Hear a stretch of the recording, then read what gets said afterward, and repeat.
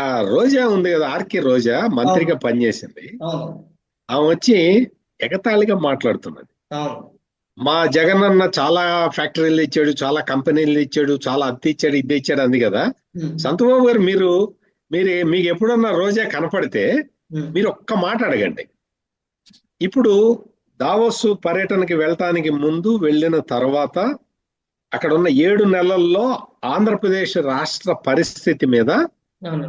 మొత్తం జీవోలు దాదాపుగా ఒక 30 జీవోలు విడుదలై ఉన్నాయండి. కొత్త పరిశ్రమలకి ఆ భూమి కేటాయింపులు, రైట్ అండి. మిగిలిన సౌకర్యాలు, అవును. వీటన్నిటి మీద జీవోలు ఉన్నాయి సంతబాబు గారు. ఇప్పుడు ఈ 7 months లోనే మొన్న మీకు రీసెంట్ గా ఏమేం కంపెనీలు వచ్చినాయో కూడా లేదండి, నేను మీకు లిస్ట్ చెప్తాను. మొన్న రీసెంట్ గా కూడా రిలీజ్ చేశారండి. 7వ తారీఖున, ఇప్పుడు జనవరి 6, 7 తారీఖుల్లో రిలీజ్ చేశారు జీవోలు. ఆ జీవోలు అన్ని రిలీజ్ చేశారు. అవునండి. అవును. అట్లా రోజా కనుక ఒక్క జీవో, అవును. అంటే ఈ పరిశ్రమకి ల్యాండ్ అలాట్ చేశాము, అవును.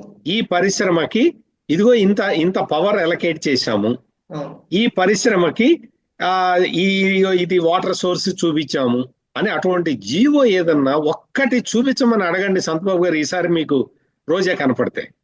సమాధానం చెప్పరండి. వీళ్ళ అధికారంలో ఉన్నప్పుడు మాత్రం ఏం చేశారు చెప్పమంటారా? వీళ్ళ ఓపెనింగ్స్ ఎలా ఉన్నాయి అంటే అండి, ఇప్పుడు మనం చూస్తూనే ఉంటాం, ప్రతి 2 నెలలకోసారో, వారానికోసారో, 10 రోజులకోసారో నారా లోకేష్ గారు కావచ్చు, చంద్రబాబు నాయుడు గారు కావచ్చు, కంపెనీ యొక్క ప్రతినిధులతో మాట్లాడటము, లేదంటే ఒప్పందాలు జరుపుకోవడం, మనం ఇవన్నీ చూసాం. జగన్మోహన్ రెడ్డి హయాంలో వీళ్ళ చేసిన ఓపెనింగ్లు ఏంటంటే, కరెంట్ స్తంభానికి లైట్ ఆన్ చేయడం, బోర్ బోర్ పంపులు ఆన్ చేయడం. ముఖ్యంగా మా రోజా అయితే బోర్ పంపులు ఓపెనింగ్ చేసిందండి, ఎక్కడ, మన నగిరిలో. అవును. దానికి కూడా మళ్ళీ పెద్ద షో. ఒక ఒక కరోనా మీకు గుర్తుండో లేదో, సార్. నగరిలో ఒక బోర్ పంపు ఇనాగరేట్ చేయటానికి వెళ్ళి అవును. పూలు కులిపించుకున్న, నేను నేను అదే పూలు చెప్పాలి. వేయించుకున్నది బోరింగ్ పంపుకి. బోరింగ్ పంప్ పైగా ఈవిడ ఇది వాళ్ళ స్థాయి. కాదండి. మనం ఈవిడ అంటే ఈవిడ మామూలు సబ్జెక్ట్ విషయానికి వస్తే సంతబాబు గారు, చెప్పండి. రిలయన్స్ ఇండస్ట్రీస్ వాళ్ళు 500 bio bio compression gas centres వాళ్ళు పెడుతూ ఉన్నారు. అవునండి. ఇదేంటంటే వేస్ట్ నుంచి తీసుకొచ్చి వాళ్ళు పవర్ జనరేట్ చేయటం, ఉమ్.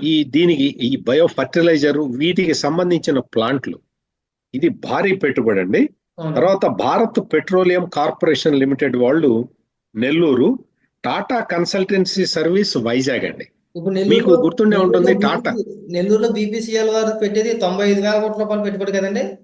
95,000 కోట్లు అండి. 95,000 కోట్లు. 95,000 కోట్లు.